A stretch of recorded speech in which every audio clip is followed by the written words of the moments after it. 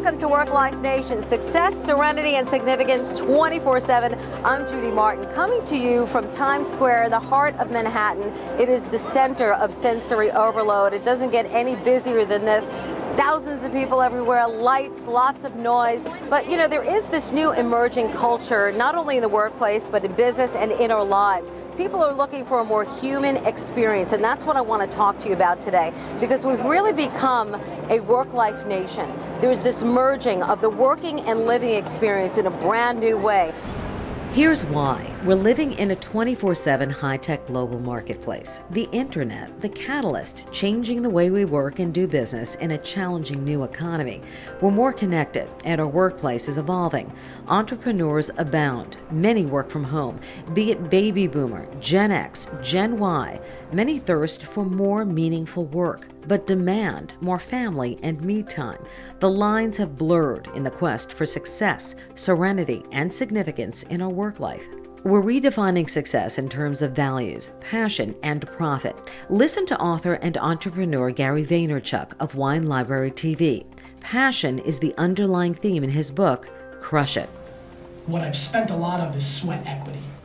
And the fact that we are living in a day and age, in my opinion, where anybody in the world who has enough passion and skill set around that passion can go out and buy a $200 flip cam and put that voice to the world and then build a business around that is staggering. It's game-changing, it's shocking. I don't want anybody ever again to go to their $70,000 a year or $45,000 a year or $100,000 a year job and hate it in a day and age where you don't have to. Author and social media guru Chris Brogan wrote Trust Agents with colleague Julian Smith. The premise in his book, the importance of the core value of trust when doing business on the internet. Popcorn! Yay! It worked appropriately. That in and of itself is a trust agent thing.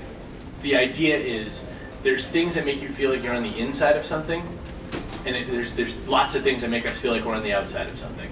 A lot of what happens with trust is we want to feel like we have a relationship with people, and we want to have some kind of sense of that they're telling us what they feel and that it's going to be the truth or whatnot. Well, it turns out that the web is an interesting place to generate trust and move trust around. But to succeed, we've got to keep that flame going, and that means serenity. Cultivating resilience while navigating sensory overload. Exercise, yoga, and meditation are all gaining speed, even in the workplace. Dr. Andrew Newberg is the author of How God Changes Your Brain. Well, meditation does calm the brain. Obviously, it depends on what kind of practice that you do. The research that we've been doing shows that over time, if you engage in a variety of different types of practices like meditation or prayer, that all of these practices actually affect the brain very deeply and affect them not only in the moment, but probably can affect the brain in the long run to keep you at a lower level of anxiety, at a lower level of depression. For others, it might be a bike ride in Central Park in the middle of the workday. Now that's work-life flexibility at its best. I sat down with Callie Williams-Yost. She's the CEO of WorkLife Fit, Inc. We've done some work together in the past, and she's got her finger on the pulse of work-life flex.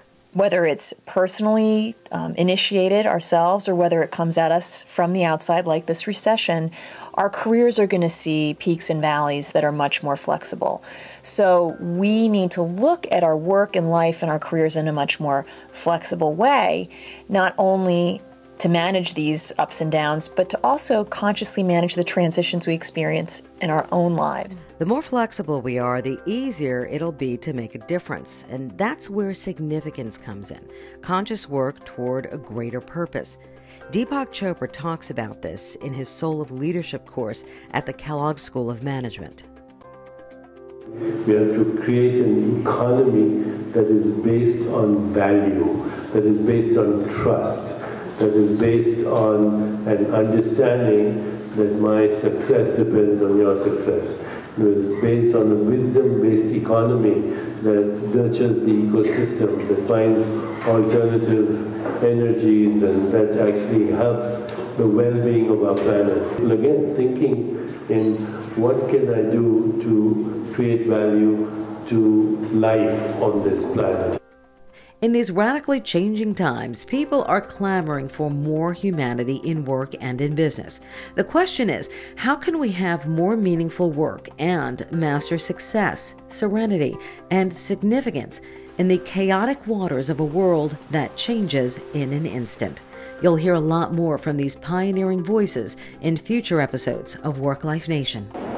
That does it for this edition of WorkLife Nation, Success, Serenity, Significance 24/7. I'm Judy Martin, coming to you from Times Square in New York City.